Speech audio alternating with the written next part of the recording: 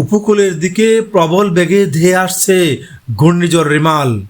বঙ্গোপসাগরে সৃষ্ট গভীর নিম্নচাপটি ঘূর্ণিঝড় রিমালে পরিণত হয় সন্ধ্যা ৬টার দিকে। এটি আরও প্রবল আকার নিয়ে আজ রোববার বাংলাদেশ উপকূলে আঘাত হানতে পারে। বাংলাদেশ আবহাওয়া অধিদপ্তর দেশের সমুদ্র বন্দরগুলোর জন্য বিপদ সংকেত জারি করেছে।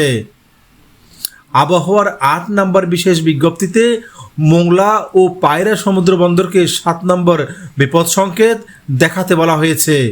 একই সাথে কক্সবাজার ও চট্টগ্রাম সমুদ্র বন্দরকে ৬ নম্বর বিপদ সংকেত দেখাতে বলা হয়। ঘূর্ণিঝড়টির কেন্দ্রের ৫৪ কিলোমিটারের মধ্যে বাতাসের একটানা সর্বোচ্চ গতিবেগ রয়েছে ঘন্টায় ৬২ কিলোমিটার, যা দমকা ও ঝোড়ো হওয়ার আকারে ৮৮ কিলোমিটার পর্যন্ত বৃদ্ধি পাচ্ছে। ঘূর্ণিঝড় কেন্দ্রের নিকটবর্তী এলাকায় সাগর খুবই উত্তাল রয়েছে। ঘূর্ণিঝড়টির ৭০% বাংলাদেশে ও ৩০% ভারতে আঘাত হানতে পারে বলেও মনে করছেন আবহাওয়াবিদরা। বিজ্ঞপ্তিতে বলা হয়েছে, পূর্ব মধ্য বঙ্গোপসাগর ও তৎসংলগ্ন পশ্চিম মধ্য বঙ্গোপসাগর এলাকায় অবস্থানরত গভীর নিম্নচাপটি উত্তর দিকে অগ্রসর ও ঘনীভূত হয়ে বর্তমানে উত্তর পশ্চিম বঙ্গোপসাগর ও তৎসংলগ্ন এলাকায় ঘূর্ণিঝড় রিমালে পরিণত হয়েছে। এটি আজ সন্ধ্যা ৬টায় চট্টগ্রাম সমুদ্র বন্দর থেকে ৪৫৫ কিলোমিটার দক্ষিণ পশ্চিমে, কক্সবাজার সমুদ্র বন্দর থেকে ৪০০ কিলোমিটার দক্ষিণ পশ্চিমে, মংলা সমুদ্র বন্দর থেকে ৪০৫ কিলোমিটার দক্ষিণে এবং পায়রা সমুদ্র বন্দর থেকে ৩৬৫ কিলোমিটার দক্ষিণে অবস্থান করছিল।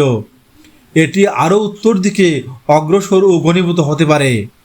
আবহাওয়াবিদরা জানিয়েছেন, ঘূর্ণিঝড়ের প্রভাবে উপকূলীয় জেলা সাতক্ষীরা, খুলনা, বাগেরহাট, ফিরোজপুর, ঝালকাঠি, বরগুনা, বরিশাল, ভোলা, পটুয়াখালী, নোয়াখালী, লক্ষ্মীপুর, ফেনী, কুমিল্লা, চট্টগ্রাম, কক্সবাজার এবং তাদের অদূরবর্তী দ্বীপ ও চরসমূহের নিম্নাঞ্চল স্বাভাবিক জোয়ারের চেয়ে ৩ থেকে ৫ ফুট অধিক উচ্চতার বায়ুতাড়িত জলোচ্ছ্বাসে প্লাবিত হতে পারে।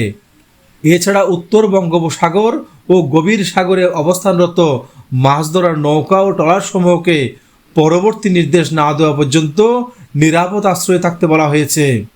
তবে রোববার সচিবালয়ে ঘূর্ণিঝড় মোকাবেলায় প্রস্তুতি সভা শেষে আবহাওয়া অধিদপ্তরের পরিচালক মোহাম্মদ আজিজুর রহমান গণমাধ্যমকে জানিয়েছিলেন, ঘূর্ণিঝড় রিমালের মূল অংশ রোববার সন্ধ্যায় ভারতের পশ্চিমবঙ্গের সাগর আইল্যান্ড এবং বাংলাদেশের পটুয়াখালীর খেপুপাড়ার মধ্য দিয়ে অতিক্রম শুরু করতে পারে।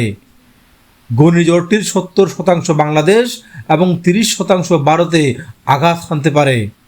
Answer Hossain, desk report, DNN।